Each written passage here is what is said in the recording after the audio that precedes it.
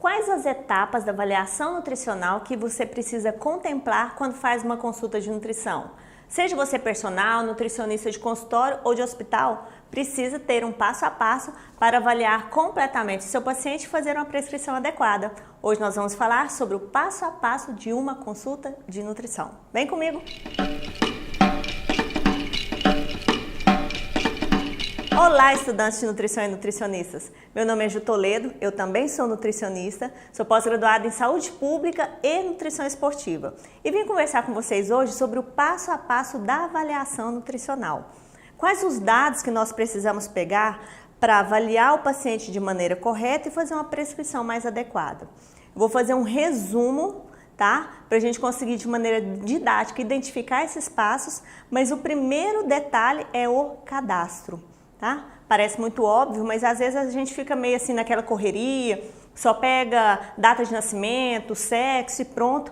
Mas é importante você saber um pouco mais do seu paciente, até para depois ter novos contatos com ele, saber a questão de escolaridade, saber os interesses dele, para ter um contato mais próximo, porque muitas vezes esses detalhes comportamentais também vão influenciar na sua prescrição, na anamnese que você vai fazer. Feito o cadastro, existem 5 etapas da avaliação nutricional, alguns autores colocam 4, outros autores colocam 5, mas que a gente precisa conversar com o nosso paciente durante a anamnese. Primeira etapa é a avaliação clínica, estado clínico geral do paciente, como ele está se sentindo, por que ele te procurou, quais as doenças prévias dele, o estado de saúde geral, funcionamento do intestino, a questão da urina, micção, se geralmente está mais amarelada, mais escura, transtornos gastrointestinais, doenças comuns na família. Então é todo um histórico de saúde que a gente precisa perguntar minuciosamente para ele, para começar ali a destrinchar e entender um pouquinho mais do funcionamento do organismo do nosso paciente. O segundo passo da avaliação nutricional é justamente a avaliação alimentar. Então é preciso fazer as perguntas certas e de maneira não indutiva, porque se você fala para o paciente assim, você come carne todos os dias? É diferente de você falar assim, com qual frequência você ingere carne?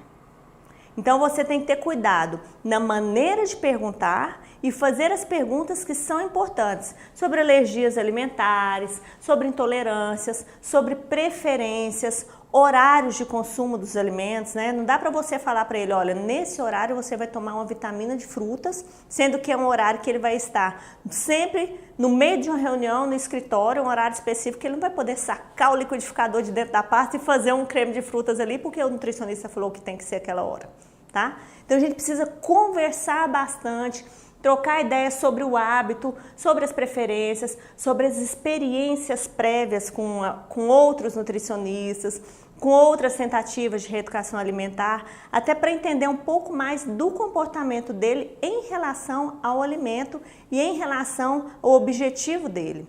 O terceiro passo é a avaliação comportamental. Você precisa perguntar um pouco mais da relação dele com a comida, da questão de ingestão de bebidas alcoólicas, prática de atividades físicas, tabagismo. Então tem alguns autores que diluem dados da avaliação comportamental, da avaliação clínica e na alimentar. Outros colocam separadinho porque já tem a ver com os hábitos do dia a dia do seu paciente, não necessariamente ligados à alimentação ou a questões clínicas. Então, nas planilhas da CUC a gente tem todos esses passos e a avaliação comportamental ela é separada das outras que eu acabei de falar com vocês. A quarta parte da avaliação é a avaliação bioquímica, tá? Então são dados de exames de sangue, exames de fezes, exames de urina e eu já vou deixar uma dica para vocês. Eu vou deixar aqui na legenda do vídeo e o link aqui para vocês acessarem o blog da CUC que tem uma matéria muito legal sobre solicitação de exames bioquímicos para nutricionistas e outra matéria falando de exames para crianças, tá? Esse tipo de avaliação é muito complexa, na minha opinião, a gente tem que estudar bastante. Os exames que normalmente nós precisamos solicitar são aqueles que vão dar dados tanto da ingestão alimentar quanto do estado físico e nutricional geral do paciente, tá? Então tem que ser exames que têm correlação com a alimentação e avaliar isso e fazer a comparação de um e de outro exame, não apenas cada um isoladamente, é algo que requer muito estudo, mas é muito importante, é super necessário que esse tipo de avaliação seja feita. E a quinta parte da avaliação é a minha preferida, que é a antropometria ou avaliação antropométrica. É medir o corpo da pessoa, fazer as medidas de circunferência ou perímetros, as dobras cutâneas, jogar isso em fórmulas para saber quantos por cento de gordura a pessoa tem, comparar a concentração de gordura, se está mais no abdômen, se está mais no quadril, qual a relação disso com a chance de ter problemas cardiocirculatórios, tá? Então existem vários protocolos para populações diferentes, para etnias e idades diferentes. Eu já fiz vários vídeos aqui falando sobre detalhes de antropometria e quero fazer muito mais. Fiz TCC sobre isso também. Então eu acho que diz muito do paciente e diz muito da nossa conduta, dos resultados que a gente vai atingindo à medida que você vai reavaliando peso, estatura, no caso de crianças e adolescentes, né? Então é um mundo de dados que entregam aí pra gente muitas informações importantes sobre o nosso paciente. E ainda existe um sexto passo da avaliação que nem todo nutricionista faz, mas deveria muito fazer, que são os sinais e sintomas. Sinais é o que você vê, sintoma é o que o paciente sente.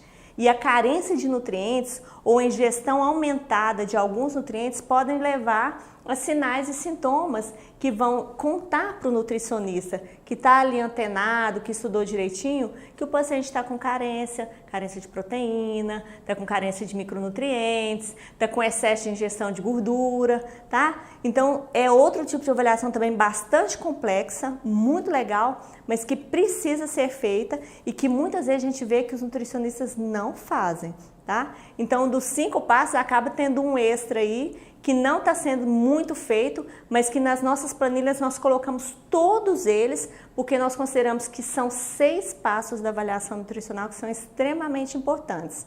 Para quê? Para que você faça a leitura correta do seu paciente, para que você faça uma prescrição adequada, acertada, que ele consiga abraçar essa dieta, que ele consiga abraçar esse plano alimentar como algo que ele vai conseguir levar para a vida como forma de reeducação alimentar, como melhoria, porque sendo justamente feito para ele, adequado e melhorando a qualidade de vida, atendendo os objetivos dele, você vai conseguir ter muito mais sucesso e muito mais engajamento do seu paciente nessa mudança de postura, tá?